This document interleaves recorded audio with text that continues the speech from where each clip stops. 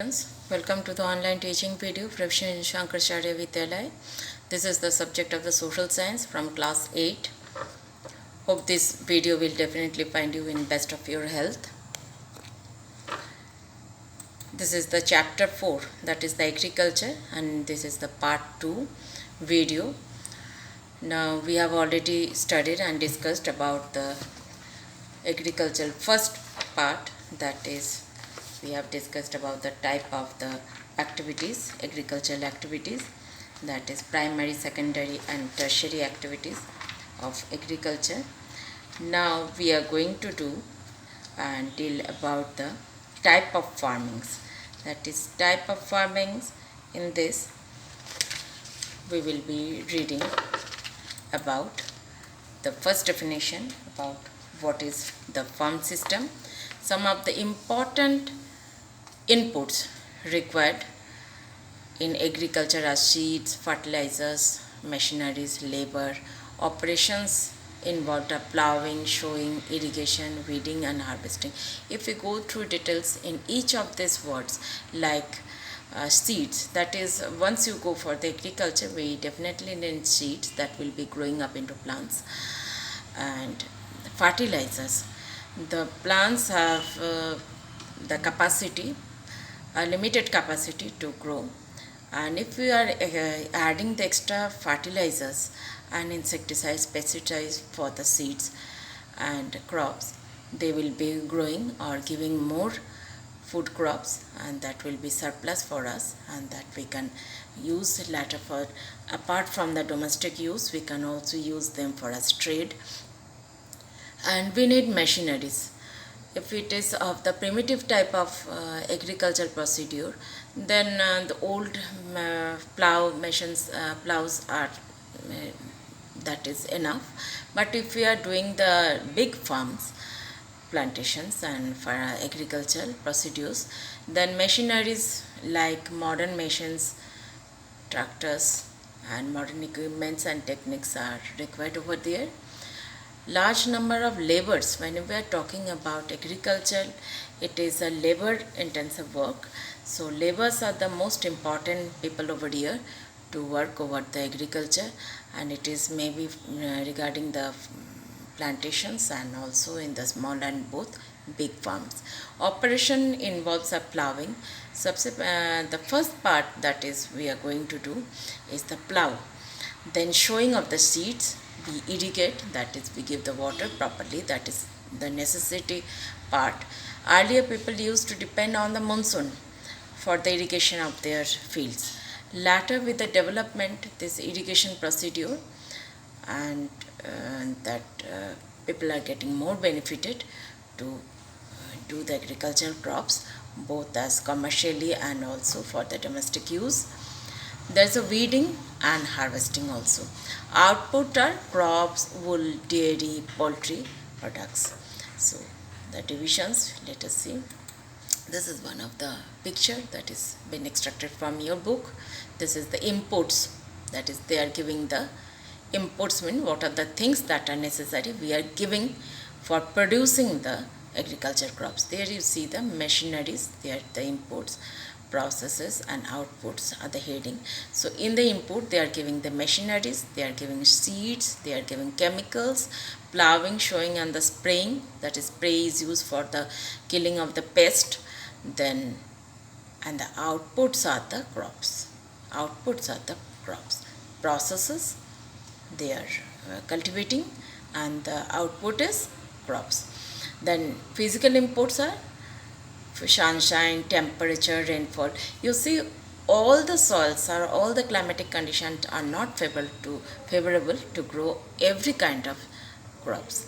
If you move to the cold areas, one type of crops are going over here, and if you move to the desert area, if you move to the coastal areas, the different types of crops are soil and the climatic condition responsible for the growth. Now human inputs, what are the human inputs? The storage, labor, machinery and chemicals. Now the farming, they are divided into two major divisions. One is subsistence farming, another is commercial farming. Once again, the subsistence farming can be divided into intensive and primitive ones. This is again divided primitive one in shifting cultivation and nomadic ones. Commercial farming, commercial grain farming, mixed farming, and that is mixed cultivation, that's mixed farming. So we will be later discussing about the commercial farming. Now we are going to discuss about the subsistence farming.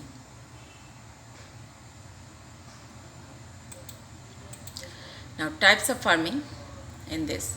Farming can be classified into two major depending upon the geographical condition, demand of produce, labor and level of technology. These are subsistence farming and commercial farming. So let us study what is subsistence. This farming is done merely to meet the needs of the farmer's family. When we are talking about a small cultivation, that is need of the farmer's family, whatever they produce they consume it. Generally the low levels of technologies, conventional methods and equipments and household labor are used to produce the small input. So household labors mean they are not hiring the labors from outside, and equipments are also very simple ones. They are producing whatever they are producing, this is only for the needs of the domestic use, that is need of the farmer's family, they consume it for their day-to-day life. So subsistence farming can also be classified into intensive subsistence agriculture and primitive subsistence agriculture. So let us see picture. Picture gives us a very good overall conception whenever we look into the pictures over here. See the old method. People are, the family members are the laborers. They are only taking the cows, buffaloes, plows, handworks. Then small huts are seen. The villagers are staying over here. Small fields, they are growing these crops. Okay, they are doing their with the hoe, then small digging sticks. This type of old tools methods are used for growing these crops, and these are consumed by themselves only for their daily need. So simple tools and huge labor is used for the farmer to cultivate a small piece of land. More than one crop are sown in the favorable climatic condition, are large in number of the days and sunshine and fertile soils. Rice is the main crop, followed by wheat, maize, pulses and oilseeds.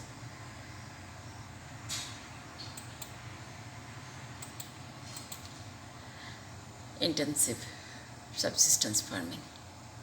So grown up with the fields.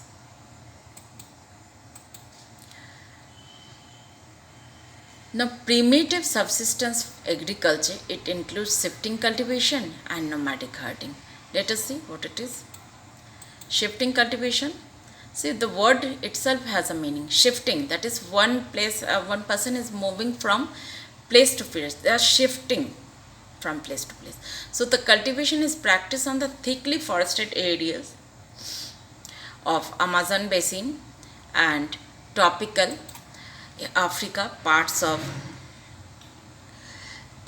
Southeast Asia and Northeast Asia. These are the areas of heavy rainfall and quick regeneration of vegetation. Those places are generally chosen where the vegetation is fast. So shifting cultivation is practiced thickly forested areas of Amazon basin. Just now we said heavy generation of vegetation.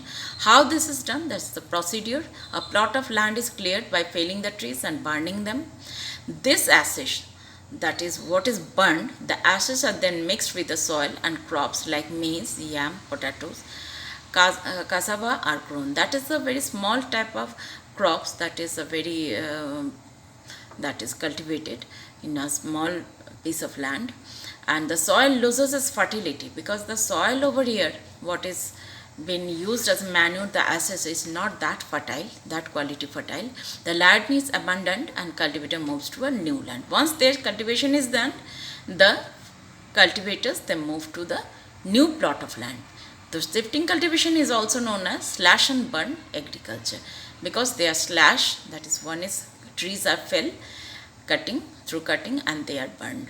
So shifting cultivation usually starts with the cutting trees and a fire which clears a spot for the crop production.